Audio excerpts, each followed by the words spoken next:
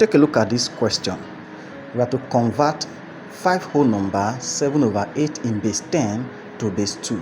Now, a good number of students are able to convert whole numbers from one base to another, but when it comes to fraction, they find it very difficult to handle. So pay attention to what we are about to do here. We are required to convert 5 whole number 7/8 in base 10 to base 2. Let us separate the whole number, which is 5 in base 10, from the fractional part, which is 7/8 in base 10. We are going to convert each of them separately to base 2, after which we join their answers together. So let us convert 5 base 10 to base 2. To convert this, we are going to write the base 10 number, which is 5, and then draw a line down. We are required to convert to base 2. So we are going to use the 2 to keep dividing the 5 till we get to 0. Okay?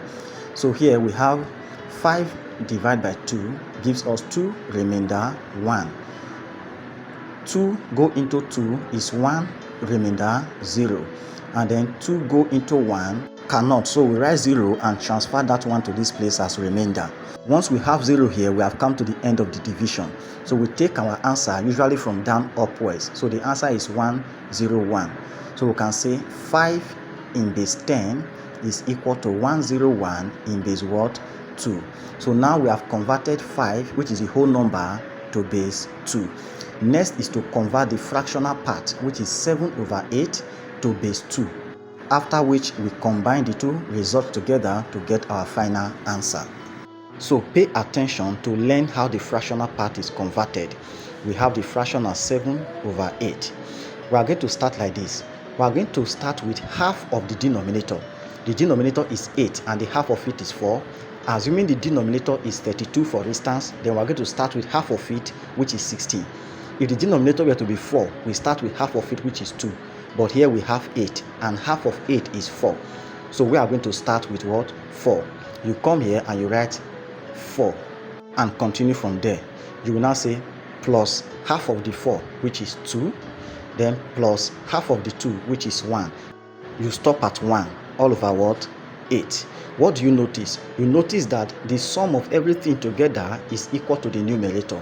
In case you sum everything and you did not get the numerator, it means something is wrong, in which case you have to check your work again to see where you made mistake. We continue. We are going to split this thing into their individual fractions. So we have 4/8 plus 2/8 plus what? 1/8. Next, we divide them to their lowest term. 4 here 1, so we have 1/2 plus, when you divide this, you have 1/4, and come here, we have 1/8. Please pay attention here. We are converting to base 2. So at this point, we are going to express each of the denominators in index form with base 2. This way, look at it. So we have 1 all over 2 raised to the power of 1, which is the same thing as 2. So let's just leave this one as 2, plus 1 all over 4 is the same thing as 2 raised to the power of 2 in index form, then plus 1 all over 2 raised to the power of 3 in index form. Next is to convert each of these fractions to indices. 1/2 can be written as 2 raised to the power of -1. Then plus here 2 raised to the power of -2. And here 2 raised to the power of -3. Now 1 multiplied by anything is still that thing. So we can conveniently come here to multiply each term by 1. So we have 1 multiply 2 raised to the power -1 plus 1 multiply 2 raised to the power -2 plus 1 multiply 2 raised to the power -3.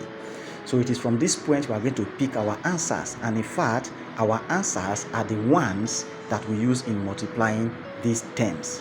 So our answer becomes 0.1, 1 and 1 in base 2. So now we have succeeded in converting this fractional part to base 2. We are now going to combine this result and this result to get our final answer. Therefore, 5 whole number 7/8 in base 10 is equal to 101.111 in base 2. Thank you very much for watching.